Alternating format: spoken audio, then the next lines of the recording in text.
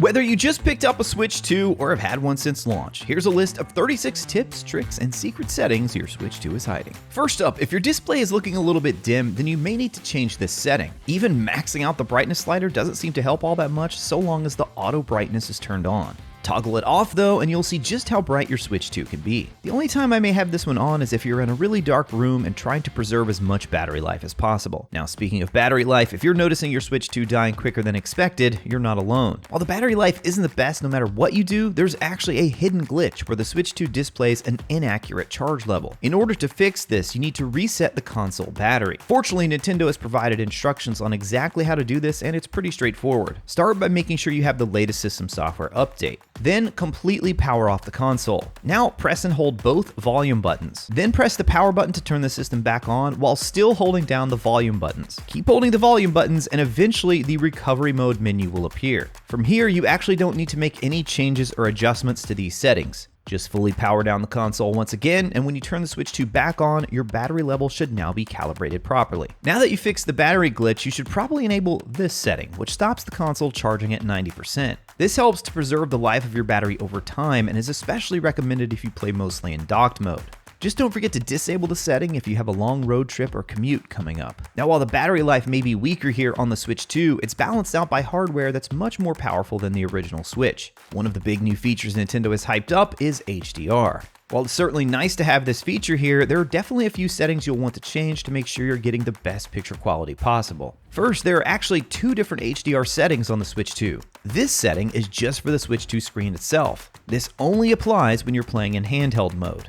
Now personally, I've not been super impressed with the HDR capabilities of the built-in screen. I'm leaving mine off, but try it out for yourself and see if you think it's better on or off while you're playing in handheld mode. Now completely separate from that, regardless of what you pick on the first option, you'll also want to check the HDR output setting down below. This setting is specifically how the Switch 2 handles HDR while in docked mode on your TV. I highly recommend setting this to compatible software only. This will ensure you aren't getting a fake HDR effect on games that weren't purposefully designed with them in mind. Of course, if you're not a fan of HDR, you can also turn it off completely. Next, make sure you go into the Adjust HDR settings. If you're using HDR when playing on a TV, this is an absolutely crucial step to make sure your games look as good as possible. The first setting here is pretty self-explanatory. Adjust the arrows up or down until the pattern is visible on the left but invisible on the right. The second screen is just as important, but this one only appears when you press the Y button. Here, things aren't nearly as straightforward, and you may be wondering what exactly you're supposed to do here. Honestly, I hope Nintendo eventually puts out a patch to improve this, because right now it is just very confusing and a lot of people aren't even going into this screen, but it can really make HDR look downright terrible on your TV. Thankfully, Vincent over at HD TV Test has already done the hard work for us.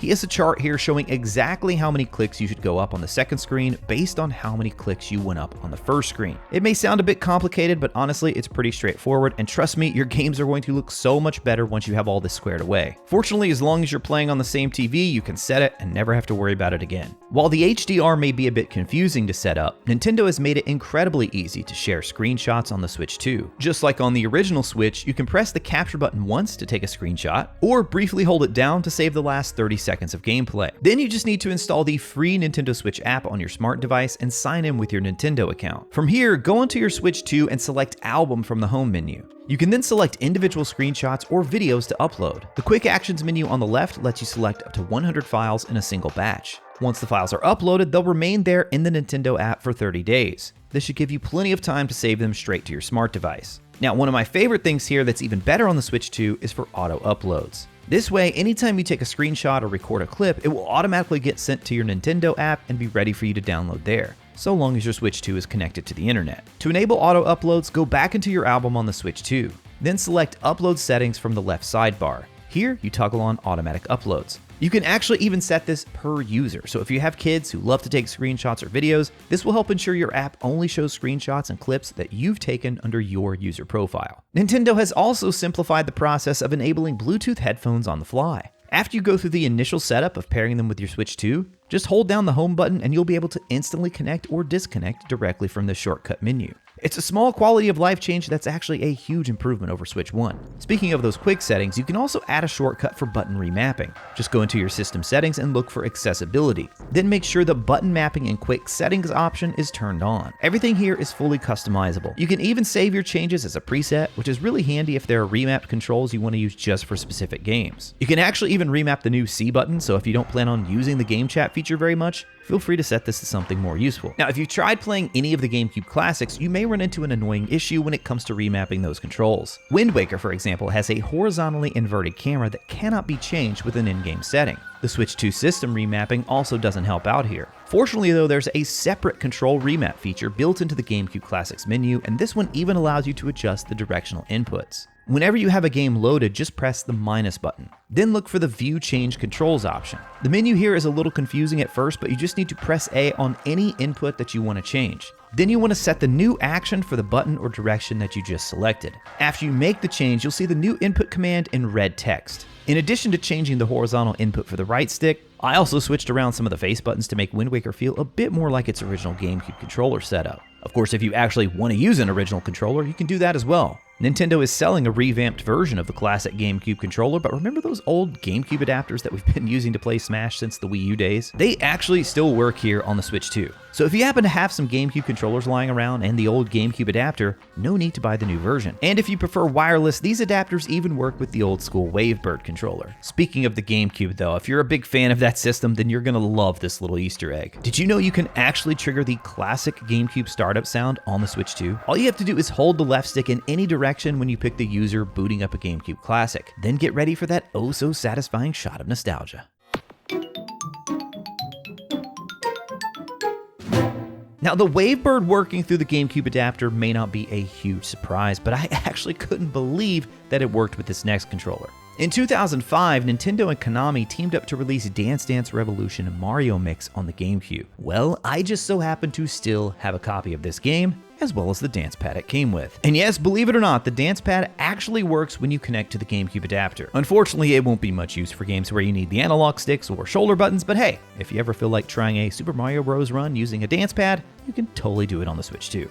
Of course, this got me wondering about other controllers, such as non-Nintendo controllers like the PS5's DualSense. Using a USB-C cable, I was stunned to see the Switch 2 actually detects the controller. It even labels it as a DualSense. Unfortunately though, instead of reading it as a USB controller, it actually identified it as a USB microphone instead. Check, check, 1, 2. This is a test with the DualSense microphone. Check, 1, 2. Check, check, 1, 2. This is a test with the DualSense microphone. So hey, you could sort of kind of use your DualSense on the Switch 2, just not as a controller. Now jumping back over to the standard Switch 2 controllers, they all have an incredibly useful button that you may not know about. Of course, the sync button is used to wirelessly connect new controllers to your Switch 2, but it actually has another use as well. It's such an incredibly simple trick, but one that's insanely useful, and that's the ability to turn off individual Joy-Cons or even the Pro Controller with just a single press of the sync button. If you play your Switch 2 a lot with friends or family, you know it can be a real hassle if you're trying to set up multiple players and get everybody in the right order. Using the sync button to power off controllers is actually much faster than navigating through all the in-game menus. Apparently this was a thing on the original Switch as well, but I've just discovered it here for the Switch 2 and I found it so incredibly useful. And should you ever misplace any of your Joy-Cons, Nintendo makes it super easy and actually kind of fun to find them again. Just tap on controllers from your home screen, then go to search for controllers. Now you just need to press on the Joy-Con that you need help locating. This method even lets you turn on and connect to a Joy-Con that's switched off, so long as it's within range of the Switch 2. Now, if you don't want to use the touchscreen, you can actually use a Pro Controller to do this, or even another Joy-Con if you're playing in docked mode. Just select the missing controller and then press the A button. This is going to have the same function as if you were tapping on the touchscreen. Speaking of beeps though, did you know the Joy-Cons also hide a musical secret? If you open up the Change Grip Order menu, each connected Joy-Con will play a musical note when you press the shoulder buttons, analog sticks, X or Y. Pretty much any button except B or A will work here. Even better, you can actually create a musical scale if you have multiple controllers. I'm sure there are some very talented people out there who will do some really cool things with this new feature. I am not one of them. Did you know the Joy-Cons can also get firmware updates? In your system settings, scroll down to controllers and accessories. There you can manually check for a Joy-Con update, and I was actually never prompted to do this. The system didn't notify me, but there was actually an update when I checked for one manually. And while you're at it, if you go back to the left sidebar and all the way down to System, there's an option to update your Switch 2 dock as well. Personally, I haven't seen an update for that one just yet, but I'm sure it's only a matter of time. Now, if for some reason you lose or break one of the new Joy-Cons, you can actually combine the Switch 1 and Switch 2 Joy-Cons together as a pair. In fact, nearly all of the old Switch 1 accessories work here on the Switch 2, including the Pro Controller. Of course, you cannot dock the old Joy-Cons, but it's still great to have the option for tabletop or TV mode. Another new feature on the Switch 2 Joy-Cons is mouse mode. By simply turning a Joy-Con on its side and sliding it across a smooth surface, you can use it just like you would a standard computer mouse. This works even better with the included Joy-Con straps. And since Nintendo knows so many people are going to be playing the Switch 2 in their living room or bedroom, they've designed this mouse mode to work smoothly on fabric as well. You can use the mouse mode straight away to navigate system menus, plus many developers are already starting to add support for it in-game. Oh, and don't forget, you can also change the sensitivity over in your system settings. Next, we all know Nintendo has been hyping up the game chat feature and their new camera. Surprisingly though, you can use just about any USB camera with your Switch 2. Nintendo has mostly shown off this feature using the USB-C port on top of the Switch. I actually tested it out though with my old Logitech C920, which has an older USB-A cable. Plugging it straight into the USB-A port on the Switch 2 dock totally works just fine. I also tried it out with a little USB-C adapter, plugging it straight into the top of the Switch 2, and this worked as well. I've actually even seen where some manufacturers are pushing out firmware updates so that their cameras will work with the Switch 2. So before you pony up the cash for the new camera, make sure you don't already have an old webcam that will work just the same. Now, if you're a real tech geek and want to go for something a little more retro, you can actually rig up an old piece of Nintendo tech to your Switch 2, and believe it or not, use that as your camera device. Ex-user SM Pi managed to use a Game Boy camera with their Nintendo Switch 2. All it takes, routing it through a Super Game Boy, Super Nintendo, RCA to HDMI adapter, and a capture card. For me, I think I'll just stick with the Logitech. Oh, and this one is just bizarre, but if you try plugging your iPhone directly into your Switch 2 with a USB-C cable, you may be surprised to see that the iPhone will actually start charging. It appears to be a very slow charge, and honestly, I can't see anyone ever using this, but hey, still an interesting little note just the same. Now, once you've got the camera working, head on over to the accessibility settings. The Switch 2 has really improved in this department with options for bold text, high contrast, and even text-to-speech options. There are even special accessibility options just for game chat that let you convert voice audio into on-screen text messages. The opposite is also an option, so you can convert text messages from game chat into voiced audio instead. Back on the main accessibility menu, there's also a zoom setting. Enabling this lets you zoom in by double tapping the home button. It works not only on menus though, but also in games as well. Another feature Nintendo's talked a lot about with the Switch 2 is Game Share. This lets you locally share one copy of a game with friends so you can play together. What's really interesting about this one is that you can even share games to an original Switch.